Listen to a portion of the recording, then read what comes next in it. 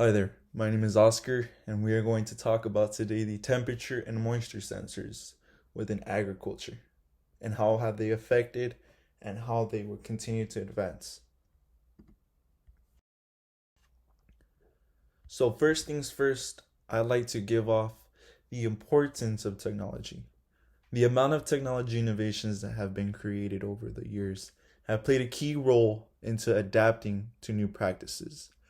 Technology has proven to show that it has done higher crop diversity, decrease of product use, reducing impact on ecosystem, decrease in runoff, and safety increase.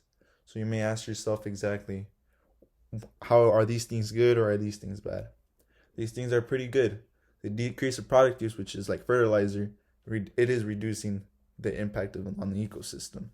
And the decrease in runoff, such thing as chemicals, which is a mixture of different types of fertilizers, is the decreasing in that, and as well as safety increase, which is using less harmful chemicals that do not affect the applicators.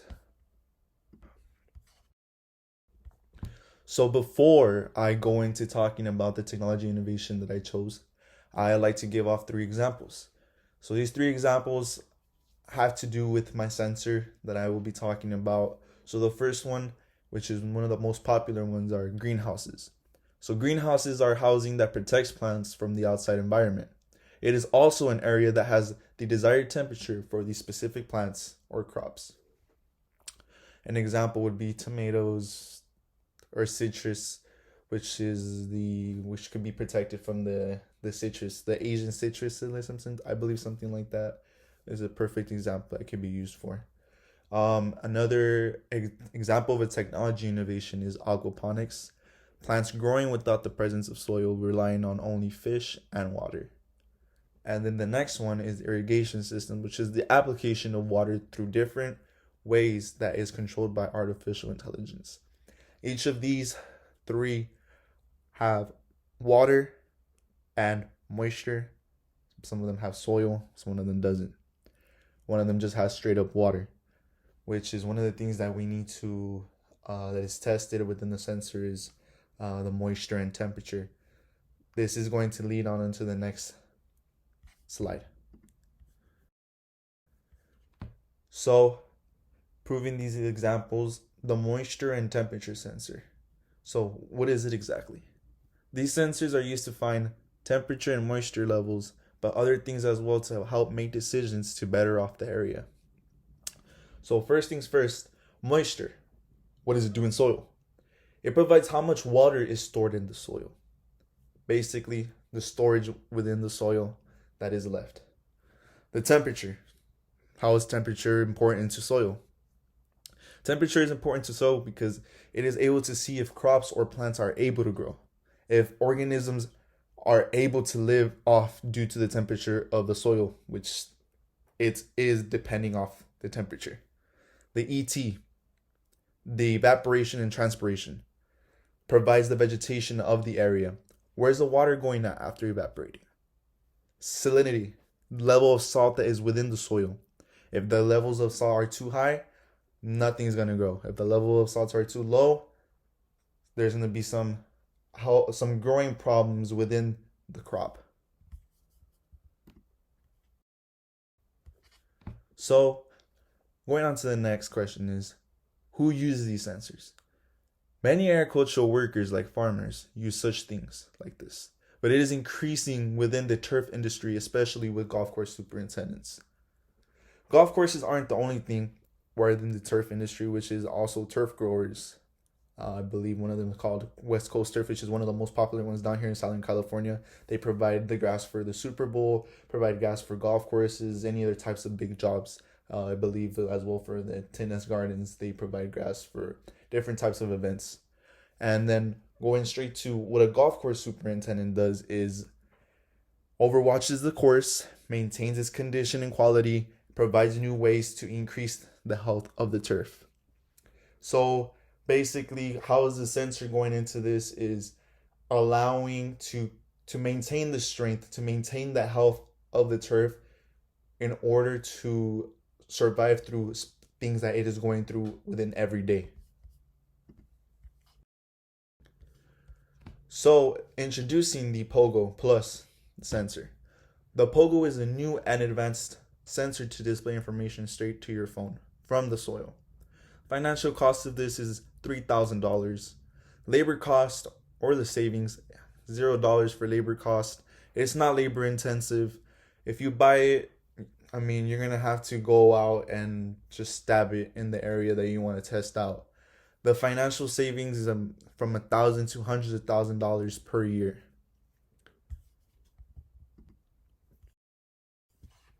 So, what is the process and how does this thing work? So, first off, foremost, you want to stab the spot that is desired to. You could just walk to a random spot, drop it into the turf, and right then and there, you're just gonna, in that specific location, you're going to engage into taking a sample, be it through the phone.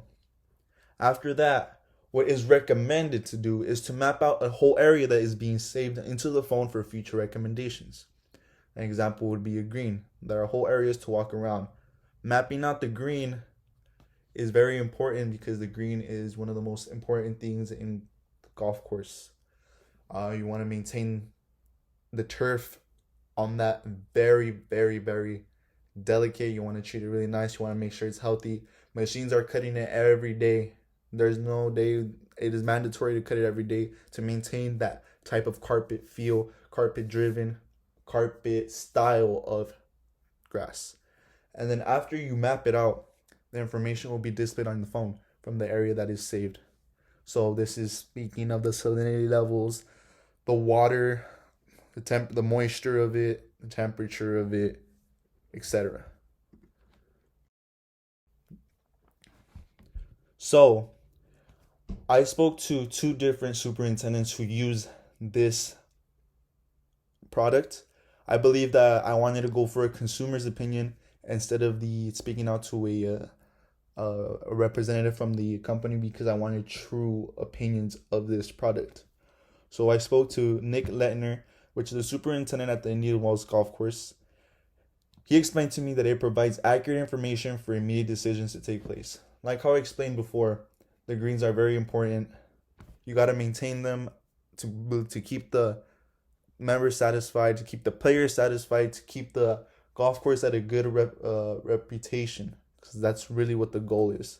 It also allows it to he believed that it allowed it to maintain strength of the turf at a high level due to the walking of people and the machines driving over it. The machines usually weigh between 1,000 to 5,000 pounds, and that's driving on the turf every day of the week. One of the things that I found really impressive, it just stood out to me, was that he explained that it allows to view dry spots before we are able to see them physically. That's really important. I believe that's one of the most important things that this sensor could do, because seeing dry spots in the green it's ugly. It seems that the green is not maintained right, that someone's not doing their job, but it could simply be from just diseases or from a sprinkler that's not working. He also explained that it is able to save hundreds of thousands of gallons during reseeding, which is a lot of money. The other superintendent I talked to, which is Jacob Peck at the Palm Valley Country Club, he explained to me some very simple things. It saved money on unnecessary applications of water and fertilizer. He found out why exactly the turf is hurting with the information as displayed on the phone. What he explained to me in that is that you don't have to guess out exactly what the problems might be. If it has enough water, make sure the temperature is perfect. The EC, the ET levels are fine. The salinity levels are fine. Then it just might be a disease.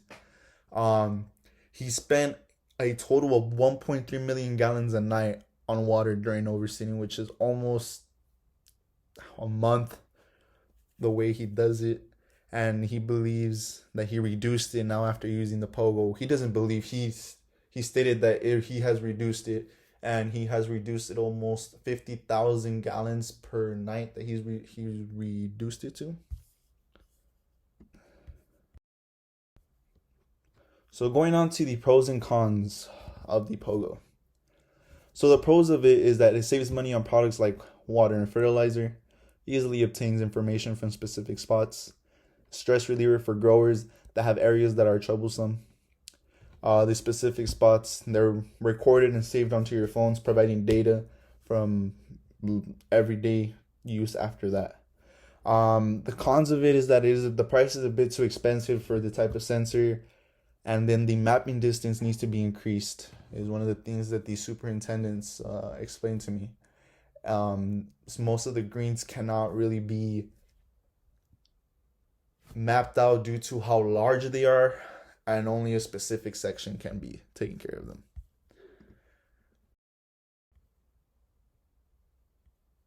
So my references are from Pogo, Ranker, Nick Lettner, and Jacob Heck. Thank you.